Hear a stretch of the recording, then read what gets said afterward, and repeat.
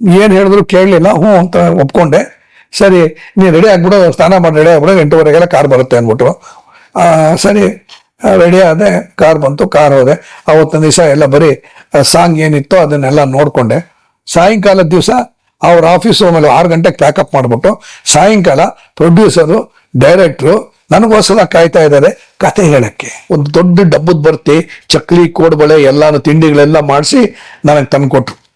ಇದನ್ನ ನೀನು ಮನೆಗೆ ತೊಗೊಂಡೋಗಿ ನೀನು ನಿನ್ನ ಹೆಂಡತಿ ಮಕ್ಕಳು ಕೊಡು ಅಂತ. ಸರಿ ನಾನು ಏನು ಮಾಡಿದ್ರೆ ಅಲ್ಲೇನೆ ಎಲ್ರಿಗೂ ಡಿಸ್ಟ್ರಿಬ್ಯೂಟ್ ಎಲ್ಲಾನು ತೊಗೊಂಡು ಪ್ರತಿಯೊಂದು ಶೆಡ್ಯೂಲ್ಗೂ ನಂಗೆ ತಿಂಡಿ ತಂದ್ಕೊಡೋರು ಅವರು. ತಿಂಡಿ ತಂದ್ಕೊಟ್ಟು ಎಲ್ರಿಗೂ ನಾನು ಅಲ್ಲೇ ಎಲ್ರಿಗೂ ಡಿಸ್ಟ್ರಿಬ್ಯೂಟ್ ಮಾಡಿ ಒಂದು ಸ್ವಲ್ಪ ಮನೆಗೆ ತೊಗೊಂಡು ಹೋಗ್ತಾ ಇದ್ದೆ. ಸೊ ಆತ ರಾಜಮ್ಮ ನನಗೆ ಪ್ರೀತಿಯಾಗಿ ನೋಡ್ಕೊತಿದ್ರು. ನನಗೆ ಇಲ್ಲಿ ಒಂಥರ ರಾಜ ಇದ್ದಂಗೆ, ದೊರೆ ಇದ್ದಂಗೆ ಇದ್ದೆ ನಾನು ಇಲ್ಲಿ ಸಿದ್ಲಿಂಗಯ್ಯರ ಜೊತೆ. ನನ್ಗೆ ಅವ್ರಿಗೆ ಏನಂತ ಹೇಳಿದ್ರೆ ಹೆಚ್ಚು ಕಮ್ಮಿ ಅಣ್ಣ ತಮ್ಮಂದ್ರ ತರ ಇರೋ ನಾವು. ನಾನು ಮರ್ಯಾದೆ ಕೊಡ್ತಿದ್ದೆ, ಅವ್ರು ಮರ್ಯಾದೆ ಕೊಟ್ಟು ಮಾತಾಡ್ಸೋರೆ ಹೊರತು ತುಂಬಾ ಒಳ್ಳೆ ಪ್ರೀತಿ ಇದಿತ್ತು ನನ್ನ ಮೇಲೆ ಅವ್ರಿಗೆ. ಸೊ ಇವ್ರು ಬಿಟ್ಟು ಹೋಗಕ್ಕೆ ಇಷ್ಟ ಇಲ್ಲ ನನಗೆ. ಬಟ್ ನನಗೆ ಗೊತ್ತಿಲ್ಲ ನಾನು ಅವಾಯ್ಡ್ ಮಾಡ್ತಾ ಇರೋದು ಅಂತ. ಸೊ ಏನ್ ಮಾಡಿದ್ರು, ಸರಿ ನಾನು ಕೇಳಿದೆ, ಇನ್ನು ಇದನ್ನ ನನಗೆ ಪಿಕ್ಚರ್ ಶುರು ಆಗೋದು ಸ್ವಲ್ಪ ಲೇಟ್ ಆಗುತ್ತೆ, ನೀವು ಹುಣಸೂರು ಅವ್ರದ್ದು ಆ ಥರ ಮಾಡ್ತಾ ಇರಿ, ಆಮೇಲೆ ನಾವು ಕರಿತೀವಿ ಅಂತ ಓದಂತ ಗೊತ್ತಾಯ್ತು ನನಗೆ. ಸರಿ ನಾನು ಏನು ಮಾಡ್ತಾರೆ, ನಾನು ಹೋದ್ರೆ ಸಿಕ್ಕಾಕೊಂಡ್ಬಿಡ್ತೀನಿ, ಅದರಿಂದ ನಾನು ಈ ಶೂಟಿಂಗಿಗೆ ಹೋಗೋದು ಬೇಡ ಅಂದ್ಬಿಟ್ಟಿದ್ದೇನೆ. ನಾನು ಮದ್ರಾಸಲ್ಲಿದ್ದೆ ಆಗ. ಅವಾಗ ಏನು ಮಾಡಿದೆ ಅಂದರೆ, ಯಾವತ್ತು ಶೂಟಿಂಗ್ ಶುರು ಆಗುತ್ತೋ ಅವತ್ತು ಬೆಳಿಗ್ಗೆ ನಾನು ಮದ್ರಾಸಲ್ಲಿ ಬಂದು ಇಳಿದೆ, ಕೆಲಸ ಮಾಡೋದು ಬೇಡ ಅನ್ನೋದಕ್ಕೋಸ್ಕರ. ಯಾಕೆಂದ್ರೆ ಆ ಡೈರೆಕ್ಟರ್ ಹತ್ರ ಮಾಡ್ತಾ ಇದ್ದೀನಿ, ಇನ್ನೊಬ್ಬ ಡೈರೆಕ್ಟರ್ ಹತ್ರ ಹೋಗೋದಕ್ಕೆ ಆ ಡೈರೆಕ್ಟ್ರಿಂದನೇ ಕೆಲಸ ಕಲ್ತಿದ್ರು, ಬೇಡ ಅಂತ ಅನ್ಸ್ಕೊಂಡೆ. ಇಲ್ಲ, 6 ಪಿಕ್ಚರ್ ಮಾಡಿದ್ದೀನಿ ಅವ್ರ ಜೊತೆ, 6 ಪಿಕ್ಚರು, ಗೀತಾ ಪ್ರಿಯ ಜೊತೆ ಅದು ಇದು ಮಾಡಿ ನಂದೇ ಅದರ ಒಂದು ಇದಾಗಿದೆ. ಪುನಃ ಇಲ್ಲಿ ಕೆಲಸ ಮಾಡೋದು ಬೇಡ ಅಂದ್ಕೊಂಡು ಅವತ್ತೊಂದು ದಿವಸ ಹೋಗಿ ಇಳಿದೆ. ಅಲ್ಲೇನು ಮಾಡಿದ್ದಾರೆ, ನನ್ನ ಚಿಕ್ಕಪ್ಪನವರು ಹುಣಸೂರು, ನಮ್ಮ ಚಿಕ್ಕಪ್ಪ ಅವ್ರೇನು ಮಾಡಿದ್ದಾರೆ, ಬರಲಿ ಅವ್ನು ಬರ್ತಾನೆ, ಬಂದ್ಮೇಲೆ ಮಾಡ್ಕೊಳ್ಳೋಣ ಅಲ್ಲಿವರೆಗೂ. ಸೊ ಮೊದಲನೇ ದಿವಸ ಸಾಂಗ್ ಪಿಕ್ಚರೈಸೇಷನ್ ಇಟ್ಕೊಂಬೋಣ ಅಂದರು. ಸಾಂಗ್ ಇಟ್ಕೊತಂದ್ರೆ ಅಸೋಸಿಯೇಟ್ ಡೈರೆಕ್ಟರ್ಗೆ ಏನು ಕೆಲಸ ಇರಲ್ಲ, ಅಸಿಸ್ಟೆಂಟ್ ಡೈರೆಕ್ಟರ್ ಬರೀ ಲಿರಿಕ್ಸು ಅದು ಇದು ಹೇಳ್ಕೊಂಡಿದ್ರೆ ಸಾಕು, ಅವ್ನು ಬಂದ್ಮೇಲೆ ನೋಡ್ಕೊಳ್ಳೋಣ ಅಂತ ಅಂದ್ಬಿಟ್ರು. ಸರಿ ನಾನು ಬಂದು ಇಳಿದೆ 6:30 ಗಂಟೆಗೆ, 5:30 6 ಗಂಟೆಗೆ ಟ್ರೈನ್ ಬಂತು. ಅವಾಗ ನಾನು ದ್ವಾರಕೀಶ್ ಜೊತೆ ಇದ್ದೆ. ಅಲ್ಲಿಗೆ ಕರೆಕ್ಟಾಗಿದ್ದಾನೆ 6:30 7 ಗಂಟೆ ಹೊತ್ತಿಗೆ ಇವ್ರು ಬಂದರು, ಗೋಪಾಲ್ ಬಂದರು, ಆತ್ಮಶಾಂತಿ ಗೋಪಾಲ್, ಆಮೇಲೆ ಲಕ್ಷ್ಮಣ್ ಅನ್ನೋರು ಇಬ್ಬರು ಕೂಡ ರಾಜ್ಕುಮಾರ್ಗೆ ಎಡಗೈ ಬಲಗೈ ಇದ್ದಂಗೆ ಬಂಗಾರದ ಮನುಷ್ಯ ಪ್ರೊಡ್ಯೂಸರ್ಸ್ಗಳು. ಅವ್ರು ಬಂದರು, ಗೋಪಾಲ್ ಬಂದು ಲೋಕಾಭಿರಾಮ ಆದ್ಮೇಲೆ ಶೂಟಿಂಗ್ ಬರ್ಬೇಕಪ್ಪ ನೀನು ಅಂತ. ಏನು ಅಂತ ಹೇಳಿದ್ರೆ, ಈ ತರ ಜಗಮೆಚ್ಚದ ಹುಣಸೂರು ಕೃಷ್ಣಮೂರ್ತಿ ಅವರು ಡೈರೆಕ್ಟ್ರು, ನೀನೇ ಕೆಲಸ ಅಸೋಸಿಯೇಟ್, ಅದನ್ನ ನೀ ಬಂದು ಮಾಡಬೇಕು ಅಂತ. ನಾನು ಹೇಳಿದೆ, ನಂಗೆ ಕತೆ ಗೊತ್ತಿಲ್ಲ, ಏನೂ ಗೊತ್ತಿಲ್ಲ, ನಾ ಬಂದು ಮಾಡಕ್ಕೆ ಇಷ್ಟಪಡಲ್ಲ ನಾನು. ಯಾಕಂದ್ರೆ ಕತೆ ಗೊತ್ತಿದ್ರೆ ಇವತ್ತು ಶೂಟಿಂಗ್ ಅಂತ ಹೇಳಿದ್ರೆ ಕತೆ ಗೊತ್ತಿರ್ಬೇಕು ನನಗೆ, ಹಿಂದೆ ಏನೋ ಮುಂದೆ ಏನೋ ಅಂತ ಗೊತ್ತಿಲ್ದೇನೆ ನನಗೆ ಬರೋಕ್ಕೆ ಇಷ್ಟ ಇಲ್ಲ, ನಂಗೆ ಬೇಡ ಅಂದೆ. ಕೆಲಸ ಕೊಡ್ತೀನಿ ಅಂದ್ರೂ ನಾನು ಬೇಡ ಅಂದೆ. ಯಾಕೆ ಎಲ್ಲಿ ಮಾಡೋಕ್ಕೆ ಇಷ್ಟ ಇರಲಿಲ್ಲ, ಡಿಸಿಪ್ಲಿನ್ ಏನು ಜೊತೆನೇ ಮಾಡಬೇಕು ಅಂತ ನನಗೆ ಇದ್ದಿದ್ದ ಆಸೆ. ಸೊ ಅದಕ್ಕೋಸ್ಕರ ಬೇಡ ಅಂತ ಹೇಳೋರು. ಇಲ್ಲ ಇವತ್ತಿನ ದಿವಸ ಇದಕ್ಕೆ ನೀ ಹೇಳ್ತೀಯ ಅಂತ ಗೊತ್ತು ನಮಗೆ. ಇವತ್ತಿನ ದಿವಸ ಸೀನ್ಸ್ ಏನೂ ಇಲ್ಲ, ಡೈಲಾಗ್ಸ್ ಏನೂ ಇಲ್ಲ, ಬರೀ ಸಾಂಗ್ಸ್ ಮಾತ್ರ ಇದೆ. ಸಾಂಗು ಡ್ಯಾನ್ಸ್ ಮಾಸ್ಟರ್ ಇರುತ್ತೆ, ನೀನು ಬರೀ ಲಿಪ್ ಮೂಮೆಂಟು ಅದು ಇದು ನೋಡ್ಕೊಂಡ್ರೆ ಸಾಕು. ಇವತ್ತು ನಿಮ್ಗೆ ಸಾಯಂಕಾಲ ಕತೆ ಹೇಳ್ತಾರೆ ಡೈರೆಕ್ಟ್ರು ಅಂತ. ಏನು ಹೇಳಿದ್ರು ಕೇಳಲಿಲ್ಲ, ಹ್ಞೂ ಅಂತ ಒಪ್ಕೊಂಡೆ. ಸರಿ ನೀನು ರೆಡಿ ಆಗ್ಬಿಡು, ಸ್ನಾನ ಮಾಡಿ ರೆಡಿ ಆಗ್ಬಿಡು, 8:30ಗೆಲ್ಲ ಕಾರ್ ಬರುತ್ತೆ ಅಂದ್ಬಿಟ್ರು. ಸರಿ ರೆಡಿ ಆದೆ, ಕಾರ್ ಬಂತು, ಕಾರ್ ಹೋದೆ. ಅವತ್ತೊಂದು ದಿವಸ ಎಲ್ಲ ಬರೀ ಸಾಂಗ್ ಏನಿತ್ತು ಅದನ್ನೆಲ್ಲ ನೋಡಿಕೊಂಡೆ. ಸಾಯಂಕಾಲದ ದಿವಸ ಅವ್ರ ಆಫೀಸು ಆಮೇಲೆ 6 ಗಂಟೆಗೆ ಪ್ಯಾಕಪ್ ಮಾಡಿಬಿಟ್ಟು ಸಾಯಂಕಾಲ ಪ್ರೊಡ್ಯೂಸರು ಡೈರೆಕ್ಟ್ರು ನನಗೋಸ್ಕರ ಕಾಯ್ತಾ ಇದ್ದಾರೆ ಕತೆ ಹೇಳಕ್ಕೆ. ಸೊ ಜಗಮೆಚ್ಚಿದ ಮಗ ಕಥೆ, ನಾನು ಡೈರೆಕ್ಟರ್ಗೆ ಕತೆ ಹೇಳ್ತಾರೆ ನೋಡಿ, ಆ ಥರ ನಮ್ಮ ಗುರುಗಳು, ನಮ್ಮ ಚಿಕ್ಕಪ್ಪನವರು, ಆಮೇಲೆ ಭಾವನಾರಾಯಣ ಇಬ್ಬರೂ ಸೇರಿಕೊಂಡು ನನಗೆ ಕತೆ ಹೇಳಿದ್ರು. ಕತೆ ಚೆನ್ನಾಗೇ ಇತ್ತು. ಏನು ಮಾಡೋದು ಒಪ್ಕೊಂಡಾಯ್ತು, ಶೂಟಿಂಗ್ ಬಂದಾಯ್ತು, ಮಾಡಿದ್ದಾಯ್ತು. ಸರಿ ಕತೆ ಚೆನ್ನಾಗಿತ್ತು, ಮಾಡಿದೆ. ಅದು ಹೆಂಗೆ ಅಂತ ಹೇಳಿದ್ರೆ, ಆ ಕಂಪನಿಲಿ ನನಗೊಂದು ತುಂಬ ಫ್ರೀಡಮ್ಮು. ಎಲ್ಲಿ ವಿಜಯ ರೆಡ್ಡಿ ಹತ್ರ ಆಗಲಿ, ಸಿದ್ಲಿಂಗಯ್ಯರ ಹತ್ರ ಎಲ್ಲೋದ್ರೂ ಕೂಡ ನಮ್ಮ ಗೀತಾ ಪ್ರಿಯ ಸರ್ ಆಗಲಿ, KSR ದಾಸ್ ಆಗಲಿ, ಎಲ್ಲೋದ್ರೂ ಕೂಡ ನಮ್ಗೊಂದು ಫ್ರೀಡಮ್ ಇರೋದು. ಆಮೇಲೆ ಸಾಂಗ್ಸ್ ಏನಾದ್ರು ಕಂಪೋಸಿಂಗ್ ಇದ್ದರೆ ಸಾಂಗ್ ಕಂಪೋಸಿಂಗ್ ನಾನು ಹೋಗ್ಬೇಕು, ಚೆನ್ನಾಗಿದೆ ಚೆನ್ನಾಗಿಲ್ಲ ಅನ್ನೋದು ಹೇಳಬೇಕು. ಸೊ ಈ ಥರದ್ರಲ್ಲೆಲ್ಲ ನಾನು ಆಕ್ಟಿವ್ ಪಾರ್ಟಿಸಿಪೇಟ್ ಮಾಡ್ತಿದ್ದರಿಂದ ಮುಂದೆ ನನ್ನ ಡೈರೆಕ್ಷನ್ಗೆ ಇವೆಲ್ಲ ಹೆಲ್ಪ್ ಆಯಿತು.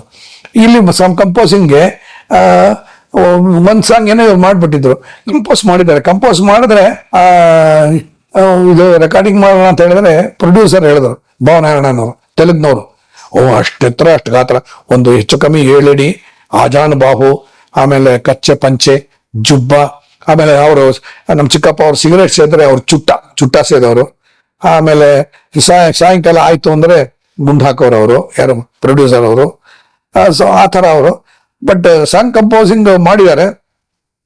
ಸಾಂಗ್ ರೆಕಾರ್ಡಿಂಗ್ ಮಾಡಬೇಕು ಅಲ್ಲ ಅಂತ ಕೇಳಿದ್ರೆ ಒಂದೊಂದು ఒకసారి ಅವ್ರಿಗೊಂದ್ಸತಿ ಕೇಳಿಸ್ಬೋಣ, ಅವನು ಏನ್ ಹೇಳ್ತಾನೆ ನೋಡಿ. ಈಗಿನ ಕಾಲದ ಹುಡುಗರು ಸಂಗೀತ ಸತ್ಯಂ ಏನ್ ಹೇಳಿದ್ರು ಕೂಡ ನಾನು ಓಕೆ ಅಂತೀನಿ, ನಾನೇನು ಓಕೆ ಅಂದ್ರು ನೀವು ಓಕೆ ಅಂದ್ಬಿಡ್ತೀರಾ, ನೀವು ಓಕೆ ಅಂದ್ರೆ ನಾನು ಓಕೆ ಅಂತೇವೆ, ನಾವೇ ಓಕೆ ಮಾಡ್ಕೊಂಡ್ಬಿಡ್ತೀವಿ. ಅದು ಬೇಡ, ಅವನಿದ ನೋಡಿ, ಅವ್ನು ಕೇಳ್ಸೋಣ, ಅವನೇನು ಹೇಳ್ತಾನೋ ಅದು ಕೇಳೋಣ ಅಂತ. ಸೊ ಸಾಂಗು ನಾನು ಕೇಳಿ ನಾನು ಇಷ್ಟಪಟ್ರೆ ಅದು ರೆಕಾರ್ಡಿಂಗ್ ಮಾಡೋರು. ಆ ಥರ ನನಗೆ ಅಲ್ಲೂ ಕೂಡ ಒಂದು ಫ್ರೀಡಮ್ ಸಿಕ್ತು ಆ ಪಿಕ್ಚರಲ್ಲಿ. ಇನ್ನೊಂದೇನೋ ಈ ಪಿಕ್ಚರ್ ಎಲ್ಲ ಮಾಡುವಾಗ ಅದು ಇನ್ನೊಂದು ಇನ್ಸಿಡೆಂಟ್ ಏನು ಅಂತ ಹೇಳಿದ್ರೆ, ರಾಜಗ ಮೆಚ್ಚಿದ ಮಗದಲ್ಲಿ ಈ ಹೀರೋಯಿನ್ನು ಭಾರತಿ ಅಂತ ಫೈನಲೈಸ್ ಆಗಿತ್ತು, ರಾಜ್ಕುಮಾರ್ ಸಾರು. ಆಮೇಲೆ ರಾಜಮಾತೆ ಕ್ಯಾರೆಕ್ಟರ್ ಬರುತ್ತೆ, ರಾಜಮಾತೆ. ಆಮೇಲೆ ರಾಜ ಇದ್ದ KS Ashwath, ರಾಜಮಾತೆ MV Rajamma. So MV ರಾಜಮ್ಮನ್ನೇ ನಾನು ಮಹಾರಾಣಿಯಾಗಿ ಹಾಕಬೇಕು ಅಂತ ನಾನು. ಇವ್ರುಗಳು ಕೇಳಿದ್ದಾರೆ, ಯಾರು ಭಾವನಾರಾಯಣ ಅವರೆಲ್ಲ, ಅವಳು ಮಾಡಲ್ಲ ಅಂತ ಹೇಳ್ಬಿಟ್ಟಾರ ಅವರು, ರಾಜಮ್ನವ್ರು ಬೇಡ ಅಂತ ಹೇಳ್ಬಿಟ್ಟಾರೆ.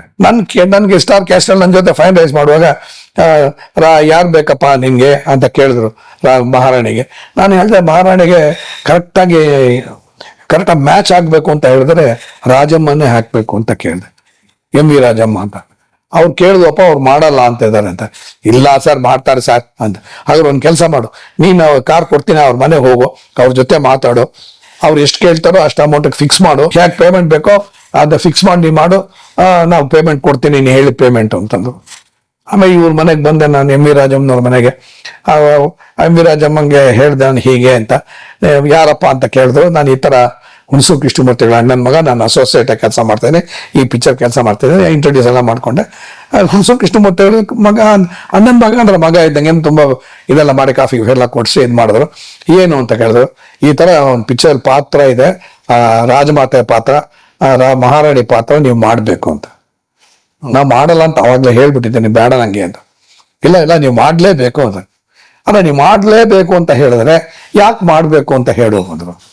ಅಲ್ಲಮ್ಮ ನಿಮ್ಮ ಹೆಸರೇನು ನೋಡಿ, ಅಷ್ಟು ಚೆನ್ನಾಗಿ ಮಾತಾಡಿದೆ ಅಂತ. ನಿಮ್ಮ ಹೆಸರೇನು? ರಾಜಮ್ಮ. ರಾಜಮ್ಮ ಆದ್ರೆ ರಾಜನಿಗೆ ಅಮ್ಮ ತಾನೆ, ರಾಜ್ಕುಮಾರ್ಗೆ ಅಮ್ಮನ ಪಾತ್ರ ತಾನೆ. ಅದನ್ನ ನೀವು ಅಮ್ಮನ ಪಾತ್ರ ಮಾಡ್ಬೇಕು, ರಾಜಮ್ಮನ ಆಗ್ಬೇಕು. ಅದಕ್ಕೋಸ್ಕರ ನಾನು ಬಂದು ನಿಮ್ಮನ್ನು ಕೇಳ್ತಾ ಇರೋದು, ಪಾತ್ರ ತುಂಬಾ ಚೆನ್ನಾಗಿದೆ. ಅಯ್ಯೋ, ಅವ್ರ ತರ ದುಡ್ಡು ಇಸ್ಕೊಳ್ಳೋದು ಮಾಡೋದು ಎಲ್ಲ ಕಷ್ಟ. ನೋಡಿ ನಿಮ್ಗೆ ಎಷ್ಟು ದುಡ್ಡು ಕೊಡ್ಬೇಕು, ಸರಿ ಏನೋ ಒಂದು ಪೇಮೆಂಟ್, ನಮ್ಗೆ ಅವತ್ತಿನ ದಿವಸಕ್ಕೆ 45,000 50,000 ಏನೋ ಒಂದು ಪೇಮೆಂಟ್ ಹೇಳಿದ್ರು. ಆಗ್ಲಿಮ್ಮ ಹೇಳ್ತೀನಿ ಅಂತ ಹೇಳಿದ್ರೆ, ಅವ್ರು ಹೇಳಿದ್ರು ಈ ಒಂದು ಅಡ್ವಾನ್ಸ್ ಕೊಡ್ಸು, ಆಮೇಲೆ ಫಸ್ಟ್ ಶೆಡ್ಯೂಲ್ ಮುಗಿತಿದ್ದಂಗೆ ಒಂದು ಪೇಮೆಂಟು, ಸೆಕೆಂಡ್ ಶೆಡ್ಯೂಲ್ಗೆ ಇನ್ನೊಂದು ಪೇಮೆಂಟು, ಇವೆಲ್ಲ ಪೇಮೆಂಟ್ ಕೊಟ್ಬಿಟ್ರೆ ಕರೆಕ್ಟಾಗಿ ನಾನು ಡಬ್ಬಿಂಗ್ ಮುಂದೆ ಮುಗಿಸ್ಬಿಡ್ತೀನಿ ಅಂದ್ರು. ಸೊ ನಾನೇನೆ ಪೇಮೆಂಟ್ಗಳೆಲ್ಲ ಫಿಕ್ಸ್ ಮಾಡಿ, ಸೊ ಮೊದಲನೇ ಅದು ಅಡ್ವಾನ್ಸ್ ನಾನೇ ತಗೊಂಡೋಗಿ ಕೊಟ್ಟೆ. ಪ್ರತಿಯೊಂದು ಪೇಮೆಂಟ್ಗಳು ಕೂಡ ನನ್ನ ಕೈಲೇ ಕೊಡ್ಸೋರು, ಭಾವನಾರಾಯಣ ಕೊಡೋರು, ನಾನು MV ರಾಜಮ್ಮಂಗೆ ಕೊಡ್ತಾ ಇದ್ದೆ. ಈ ತರ 3 ಶೆಡ್ಯೂಲಲ್ಲೂ ಅವ್ರು ಪಾರ್ಟ್ ಮಾಡಿದ್ರು, ಒಂಚೂರು ತೊಂದರೆ ಇಲ್ಲ, ಏನಿಲ್ಲ.